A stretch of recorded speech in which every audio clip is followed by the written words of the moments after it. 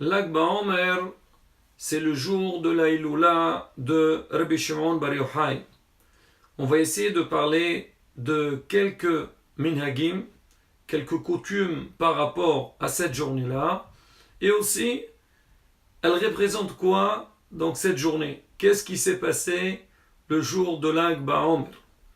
Tout d'abord, on a longuement parlé les dernières semaines que la période du Homer, c'est une période dans laquelle Am Israël, alors il doit faire des minhagim de Avilut.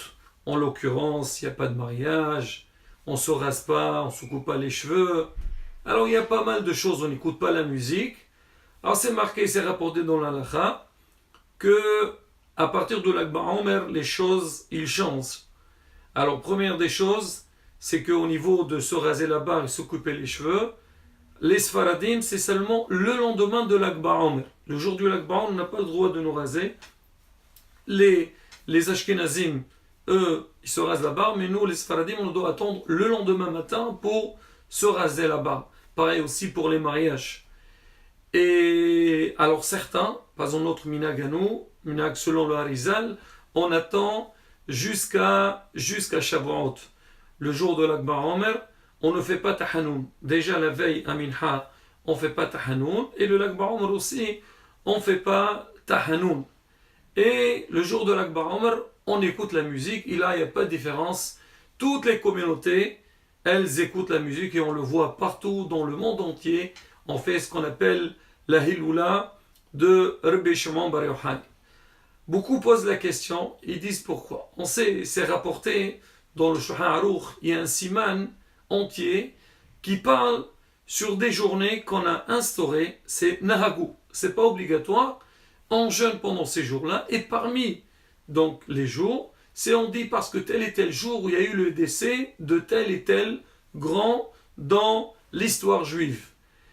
Alors maintenant, ce qui est intéressant à savoir, pourquoi le jour de l'Ag BaOmer, c'est le jour du décès de Rabbi Shimon Bar Yochai, et au contraire, le jour du décès d'un grand, normalement c'est un jour dans lequel on doit être triste.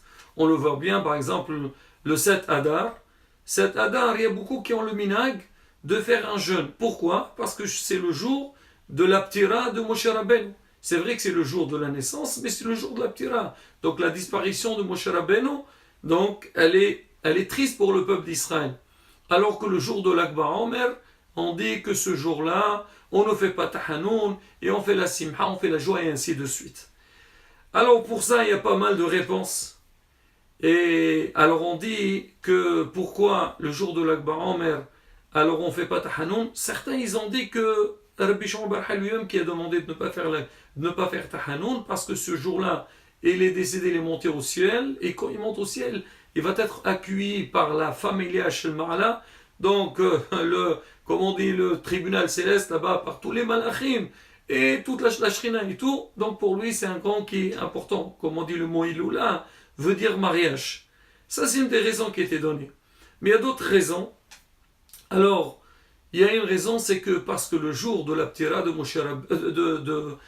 Rabbi Shimon Bar Yochai, c'est marqué, Rabbi Shimon Bar Yochai, Gilla, il a dévoilé énormément de sodot. Il y avait beaucoup, donc, des secrets de la Torah qui ont été cachés, et le jour de son décès, ils ont été dévoilés. C'est rapporté, c'est que le jour de la ptira de Rabbi Shimon Bar Yochai, ce jour-là, personne ne pouvait s'approcher à Rabbi Shimon Bar Yochai. Il y avait toute la journée, il disait, donc des Devrei Torah qui étaient très très profondes, et il y avait du feu qui montait jusqu'au ciel. Et c'était une journée très très puissante, et même tous les Talmidim, tous les Haverim étaient autour, donc ils ont vu que son départ c'était quelque chose d'inimaginable, et comme donc il a fait le livre d'Edra, des choses qui sont importantes, et donc c'est une grande simha pour le clan d'Israël, qu'on a pu donc ce jour-là recevoir et mériter donc tous les gilouim, tous les secrets que Shimon Bar Yochai a donnés. Et justement, c'est bien à soulever. Alors on dit que Rabbi Shimon Bar Yochai, lui, c'est le nitzotz, donc c'est un étincelle de Moshe Rabbeinu. Il y en a qui disent que c'est le Gilgul. On voit ça. c'est rapporté dans la Gemara comme Moshe Rabbeinu, il est monté au ciel pour chercher la Torah, c'est marqué Alit al Marom, Shavet Shevi. Tu es monté donc dans le ciel pour prendre un butin, c'était quoi? C'était la Torah. Moshe Rabbeinu, il a pu prendre la Torah des Malachim pour la donner au peuple d'Israël. On dit le mot Shevi, c'est les initiales de Shimon Bar Yochai. Pour dire que Rabbi Shimon Bar Yochai, lui, c'est un nitzos de Moshe Rabbeinu. Et on dit aussi que le Harizal de Rabbi Shimon Bar Yochai voit ça. Alors on dit, si on le lit de l'autre côté, ça fait Yishak ben Shlomo. Le Harizal, c'est Rabbi Yishak ben Shlomo Ashkenazi. Donc on dit, donc voilà, c'est quoi là par rapport à l'Anshama. Alors maintenant, on dit toujours le jour de Shiv'a Be'adar, ou plutôt le jour de l'Akbar Omer, il tombe le jour de Shiv'a Be'adar, pour dire que quoi? Qu'il y a un lien entre Moshe Rabbeinu et Rabbi Shimon Bar Yochai.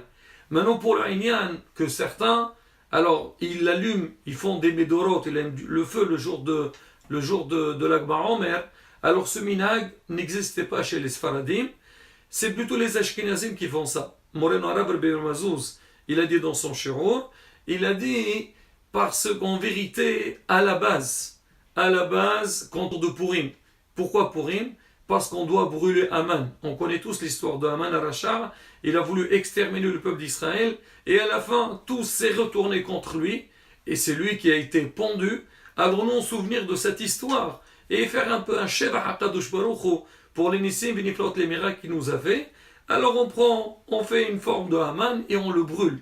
Alors on dit, ce minhag, il a été malheureusement, surtout à Missos, qui se sont un petit peu malheureusement de faire le jour de Purim. Alors on fait ça le jour de d'Aïloula de Rabbi Shimon Bar Yochai. Ah, il dit c'est ça la raison. Mais Behemet, celui qui réfléchit un petit peu, peut-être, je ne sais pas, c'est marqué dans la Sfarim ou pas, mais ce feu-là, par rapport, Bar Yochai, il a quitté le monde, ce qu'on vient de dire. Comme il y a eu beaucoup, donc il y a eu du feu qui est monté alors de l'endroit où ils étaient jusqu'au ciel, alors en souvenir de ce feu-là, de cette doucha-là, alors on allume donc ce qu'on appelle les médorot. Mais en tous les cas, ça c'est un minhag que beaucoup le font, surtout là-bas à Miron, mais quoi qu'il arrive, Rabotai, faire très très vigilant, ne pas s'amuser, chose, on va dire dans les normes, surtout par rapport à Jos. Alors maintenant, ça c'est des raisons. Alors, j'ai écouté un shiur de Mourara Raoud Yosef, alors il a expliqué l'histoire de Rabbi Shimon Bar Yochai, on va la faire très très vite. Alors Rabbi Shimon Bar Yochai, on sait, alors pourquoi il était dans la grotte? Parce que lui était réuni avec d'autres rabbanim.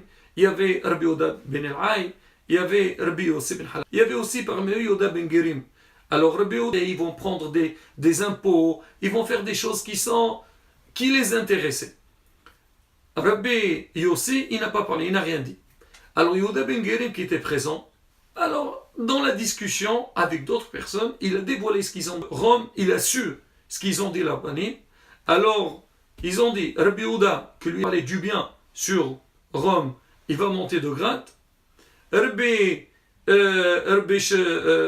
Shimon Bar Yochai, que lui, il a su ça. Alors, il s'est sauvé. Au début, il était dans le Beth Midrash avec son fils Rabbi Elazar, mais il a eu peur que les Romains ils vont venir, ils vont menacer sa femme de dévoiler où il est Rabbi Shimon. Il s'est caché dans une grotte. Il est resté pendant 12 ans. Rabbi Shimon Bar Yochai avec son fils a étudié la Torah. On dit pendant cette période-là, ils se sont énormément élevés dans les mots de la Torah et ils sont arrivés à des niveaux exceptionnels. Alors au bout de 12 ans, alors Élia Navi, il est venu, il leur a dit, le roi, il est mort. Et maintenant, à l'époque, quand le roi y part, alors tous les décrets qu'il y avait, ils s'enlèvent. Vous pouvez sortir, il n'y a aucun problème. C'est marqué en sortant de la grotte. Rabbi Shimon est arrivé à un niveau très très élevé.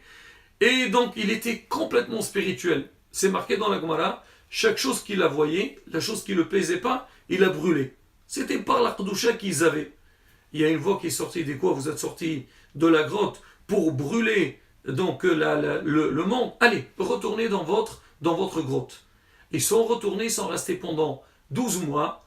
Et il y a un principe qui dit Mishpatam chez Rishaim, les Rishaim, leur punition, c'est 12 mois. Eux, ils se sont dit, alors si on a été puni de revenir dans la grotte, pas plus que 12 mois. Il y a une voix céleste qui est venue, leur dit sortez. Et là, ils sont sortis et ils ont commencé à voir la vie d'une autre manière. C'est rapporté qu'ils ont vu quelqu'un qui courait avec 2 hadassim. Alors deux branches de Hadas, ils ont dit qu'est-ce que tu fais? Il a dit ça c'est pour les Chivot Shabbat. Ils ont dit pourquoi deux?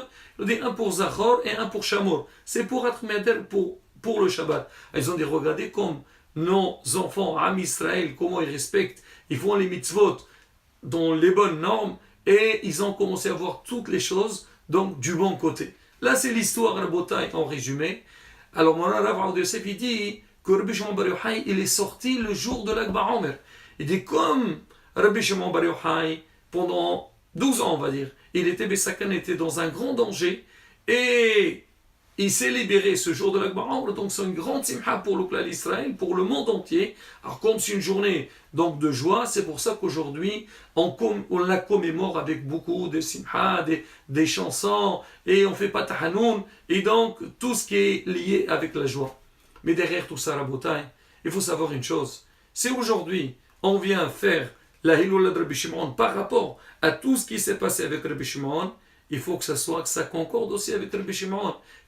À quoi il est arrivé Rabbi Shimon? À des niveaux très élevés dans les mots de la Torah.